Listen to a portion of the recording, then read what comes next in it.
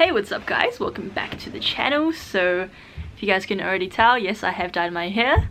Yeah, I don't really want to spend too much time talking about that. Like, I was gonna make a video, but well, it's not that interesting, honestly. Anyways, today's video I wanted to share with you guys some of my favorite TV shows that are in Spanish on Netflix. So yeah, basically it's a good opportunity if you guys are learning Spanish, or you just want to find some good TV shows. Like, these are just good shows, like, full stop. So yeah, first of all is La Casa de Papel, which I don't think needs any introduction. Like, there's a lot of hype around it, and I put it off for the longest time, but honestly it's so good. Like, I recently just watched all 3 seasons in like 3 days. And yeah, it's just really good. Like, everything down to the music, cinematography, the acting, the plot, everything is just so good. It's insane. Like, and each episode it ends on like a cliffhanger, so it makes you want to watch the next one. Like, just so good, eh? Highly recommend La Casa de Papel.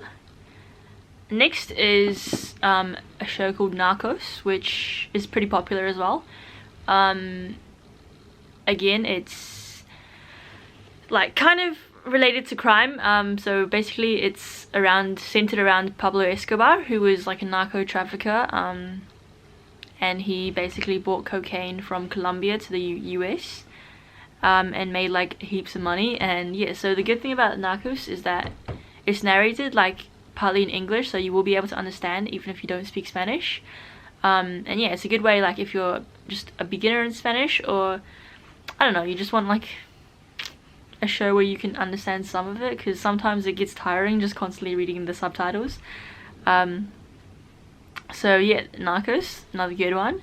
Another one I think is quite recent is called Altima, which is basically centered around this like ship. So alta mar basically means like high seas in Spanish. So it's it kind of reminds me of the Titanic, even though it's pretty different. But it's like this voyage going from Spain to Rio de Janeiro, and yeah, it's basically just a drama on the ship, and there's like murders and stuff, and it's sort of like, you know, trying to solve a crime, like who done it sort of thing. So yeah, a good one. It's in Spanish, so if you want to get that Spanish accent down, then that's a good one. Another one is called Fugitiva, or Fugitive in English. Basically it's centered around this woman who kind of like tries to fake a kidnapping for her kids so they can get away from her husband, who's like this really rich you know, businessman that I think kind of like abuses her. So yeah, basically the family's from Mexico, but they end up running away to Spain and hiding away with like her grandmother, I think, and they just, yeah, basically end up being on the run. Yeah, and it's just quite interesting to see. Like, it's Mexican, but it's also, you get to hear Spanish like spoken from Spain as well, so yeah, it's a good one. Next one, another one that's not quite like I've never really heard of that much, but it's called Jugar con Fuego. So it translates to playing with fire in English, and it's basically another one set in South America. So it's like this coffee plantation in Colombia, and yeah, basically it's just a drama, straight up like a sitcom drama. Yeah, if you're into that, it's a good one to give it a go. Another one is like a reality series called Made in Mexico. So it's set like in Mexico City, I'm pretty sure.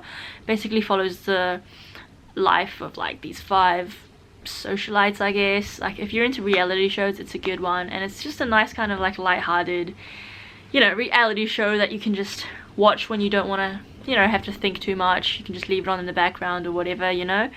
And obviously being from Mexico, it is a different like Spanish accent, so it's good if you like, you're going to Mexico, or you live in the US or somewhere near, you know, where there's like a lot of Mexican people, so you kind of learn those, like, you know, everyday words that people use and like slang and stuff.